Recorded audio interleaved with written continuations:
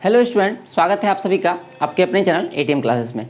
तो आज हम लोग करने वाले हैं आपका जो एग्ज़ाम हुआ था उसका क्वेश्चन का जो सॉल्यूशन है वो हम लोग देखने वाले हैं एमसीक्यू का, और कौन कौन सा क्वेश्चन सजेशन से आया था वो भी हम लोग देखेंगे। साथ ही जो नेक्स्ट एग्ज़ाम आपका पेपर 2 का होने वाला है, ठीक है, उसके बारे में भी कुछ डिस्कशन करेंगे हम लोग इस वीडियो में, ठीक है। तो शुरुआत करते हैं हम लोग सबसे पहले एमसीक्यू से, ठीक है। तो जैसा कि आप लोग अगर मेरा पिछला वीडियो देखे होंगे, है ना, जो जस्ट एक दिन पहले जो है संडे को मैंने अपलोड किया था, तो उस दिन वो जो एमसीक्यू था सिंगल वीडियो, उससे आपका जो है 4 से 5 क्वेश्चन सेम टू सेम आया है। और अगर आपने मेरा सारा डिटेल वाला वीडियो देखा होगा तो आप सारा एमसीक्यू कर पाएंगे, ठीक है। अगर डिटेल वाला देखे होंगे तो आप सारा एमसीक्यू कर पाते 7 से 8, और जो लास्ट वीडियो था उससे आपका 4 से 5 हुबहू क्वेश्चन था। यहाँ पर आए हम लोग अब। तो फर्स्ट क्वेश्चन था, एक सेट ए दिया हुआ था और हम लोग को वैसा रिलेशन निकालना था जो सिमेट्रिक हो, ट्रांजिटिव हो, लेकिन रिफ्लेक्सिव नहीं हो, ठीक है। तो आपका जो ऑप्शन नंबर सी जो है वो कट जाएगा वैसे ही, क्योंकि हमको रिफ्लेक्सिव नहीं चाहिए और इसमें 1 1 2 2 3 3 4 4 है, तो ये ऑप्शन खत्म हो गया, ठीक है। अब आते हैं ए और बी पर। सिमेट्रिक के लिए 2 3 है, 3 2 होना चाहिए, 3 3 है, इसका उल्टा सिमेट्रिक ये है, ठीक है। यहाँ अगर हम लोग बात करें 3 4 है, 4 3 है, 2 3 है, 3 2 है, तो ये भी सिमेट्रिक है। अब बस ट्रांजिटिव के लिए चेक करना है, ठीक है, जो ट्रांजिटिव हो जाएगा वही हमारा आंसर हो जाएगा। तो यहाँ अगर हम लोग देखें तो 2 3 3 2 2 2 होना चाहिए है, और इसका उल्टा भी करेंगे तो 2 3 3 होना चाहिए, वो भी इसमें है, तो इसका मतलब ये ट्रांजिटिव भी है, ठीक है। अच्छा, ये वाला देख लेते हैं ट्रांजिटिव है या नहीं।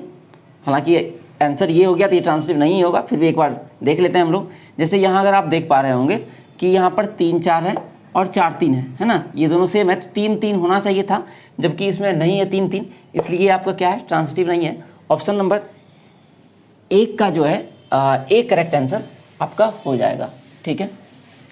सेकेंड क्वेश्चन आपका कंपोजिशन ऑफ फंक्शन से था, ठीक है। बहुत ही सिंपल क्वेश्चन था। सेकेंड है आपका फंक्शन f जो है x से y है, g y से z है, और h z से w, ठीक है। तो ये 3 फंक्शन दिया हुआ है और आपके पास कुछ ऑप्शंस हैं और उनमें से हमको पता करना है कि कौन सा जो है सही होगा, ठीक है। फर्स्ट था आपका h और g of f, h of gof. Second है hog is equal to gof. Third option है आपका h of gof is equal to hog of f, और लास्ट ऑप्शन है आपका नन ऑफ दिस। तो हम लोग क्या जानते हैं, कंपोजिशन ऑफ फंक्शन जो होता है वो उसमें एसोसिएटिव लॉ फॉलो करता है, वो है ना। कंपोजिशन ऑफ फंक्शन क्या होता है, तो एसोसिएटिव लॉ फॉलो करता है। तो यहाँ अगर आप ध्यान दीजिएगा तो ऑप्शन नंबर सी में आपका एसोसिएटिव लॉ है, वो फॉलो करेगा।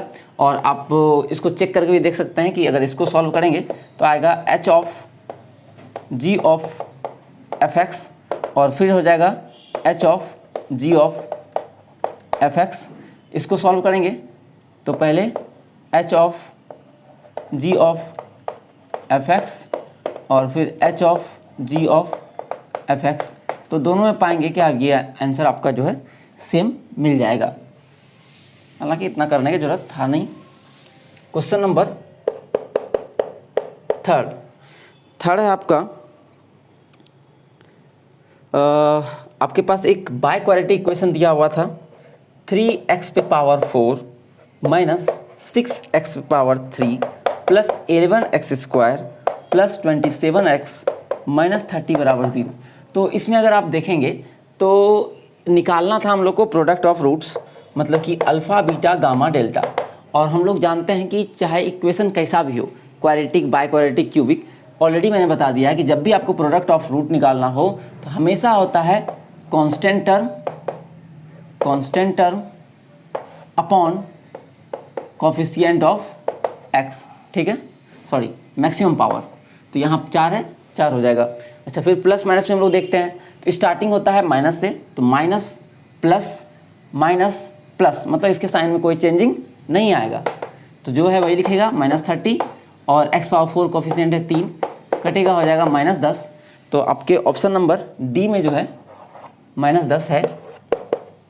4th नंबर क्वेश्चन में हम लोग अगर देखें, द इक्वेशन दिस हैज़, आपके पास एक इक्वेशन दिया हुआ है x power 4 4x square plus 3x minus 5 बराबर 0, और ऑप्शंस दिए हुए हैं कि इसका एक पॉजिटिव रूट होगा, एक नेगेटिव रूट होगा, 2 रियल रूट, 2 इमेजिनरी रूट होगा और ऑल ऑफ दिस। तो चेक कर लेते हैं। पॉजिटिव रूट के लिए हम लोग क्या देखते हैं, तो साइन देखते हैं fx का। मान लें अगर ये fx है तो इसका अगर साइन देखेंगे तो इसमें बस एक साइन चेंज हुआ है, तो इसका मैक्सिमम पॉजिटिव रूट जो होगा वो कितना हो जाएगा, 1।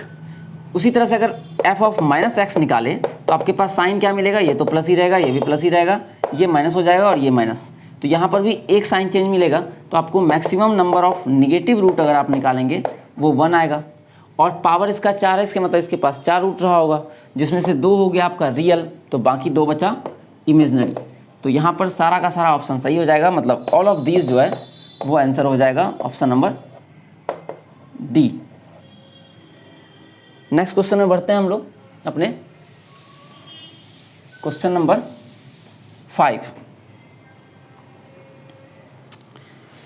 आपके पास एक दिया हुआ है a to the power 5n is equal to 1 mod n, और इसमें पूछ रहा है फाई के बारे में कि फाई n जो है वो क्या है ना, फाई क्या है। जहाँ पर a और n को सब कुछ बता दिया है कि a क्या है, तो पॉजिटिव इंटीजर है, n पॉजिटिव इंटीजर है, ठीक है, और a relatively prime to n है। तो हमको पूछ रहा है फाई n, तो फाई n आपको पता होगा ये क्या होता है, यूलर्स फाई फंक्शन।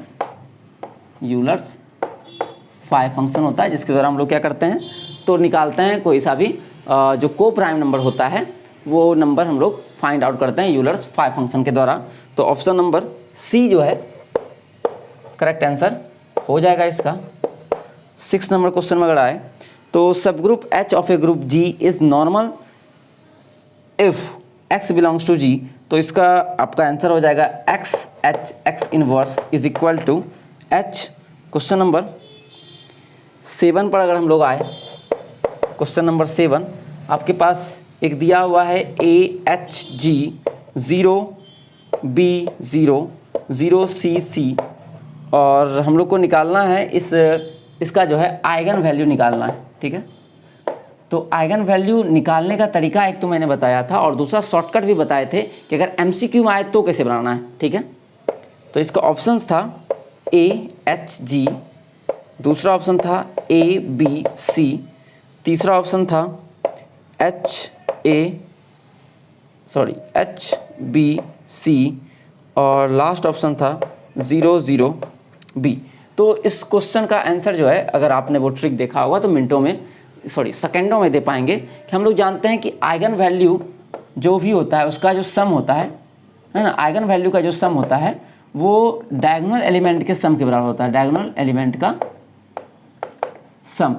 तो यहाँ अगर हम देखेंगे डायगोनल एलिमेंट का सम अगर निकालेंगे तो आएगा a प्लस बी प्लस सी, और यहाँ अगर ऑप्शन से चेक करेंगे तो आपको दिखेगा कि सिर्फ एक ही ऑप्शन है जिसमें कि आपको a प्लस बी प्लस सी आएगा आइगन वैल्यू का सम। इसका मतलब मेरा ऑप्शन बी हो जाएगा। अच्छा, दूसरी तरह से भी आप दूसरा भी चेक कर सकते थे कंफर्म करने के लिए। हम लोग जानते हैं कि क्या होता है कि जो प्रोडक्ट होता है आइगन वैल्यू का, जो प्रोडक्ट होता है आइगन वैल्यू का वो डिटर्मिनेंट ऑफ ए, अगर मान लो ये ए है तो इसके डिटर्मिनेंट के बराबर होगा। तो अगर मान लेते हैं अगर ये मेरा आंसर आएगा, इसका प्रोडक्ट क्या आएगा ABC। अब डिटर्मिनेंट चेक कर लेते हैं इसका कि वो ABC आता है कि नहीं। तो फर्स्ट कॉलम के अलावा अगर ब्रेक करेंगे तो ये आएगा आपका A into B into C BC minus C into 0 that is 0। अच्छा, फिर 0 0 है तो आपके पास आ जाएगा ABC। तो यहाँ से भी आप बिल्कुल से कंफर्म कर सकते थे, हालांकि आंसर आपका बहुत पहले आ चुका था। तो इसका हो गया option number B correct answer हो गया। तो लास्ट 8 नंबर है आपका, ठीक है।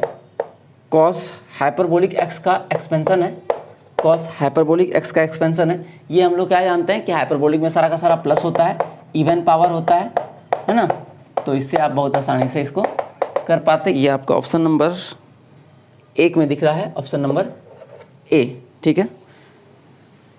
सब्जेक्टिव क्वेश्चन की बात करें अगर हम लोग, तो सब्जेक्टिव क्वेश्चन में जो सजेशन मैंने बस लास्ट दिया था एग्ज़ाम्स पहले आपको, तो उसमें से कार्डस मेथड वाला आ गया है हुबहू 16 मार्क्स का आपका।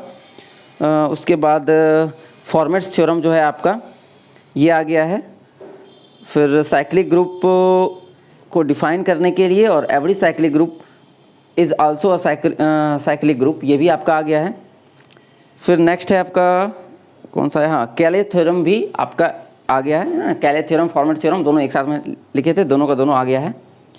इसके बाद रिंग में एक क्वेश्चन आया है आपका, ये वाला मैच किया है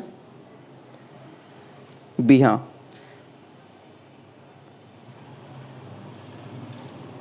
prove that every finite integral domain is a field, ठीक है। ग्रुप सी का जो है रैंक निकालने के लिए अलग से आता है। तो रैंक निकालने के लिए मैंने बताया था कि रैंक से एक क्वेश्चन आएगा। फिर जो क्वेश्चन था कि किसी भी मैट्रिक्स को स्क्यू सिमेट्रिक और सिमेट्रिक के रूप में के सम के रूप में लिख सकते हैं, तो ये भी आपका आया था यूनिकली। फिर आपका सो डैट द मैट्रिक्स, तो ये कैले हैमिल्टन थ्योरम को सेटिस्फाई करता है, ये क्वेश्चन भी हम लोग कल सेशन में था सेम। और फिर बी इनवर्स निकालना है सिंपली, तो और आसान क्वेश्चन दे दिया गया, ठीक है।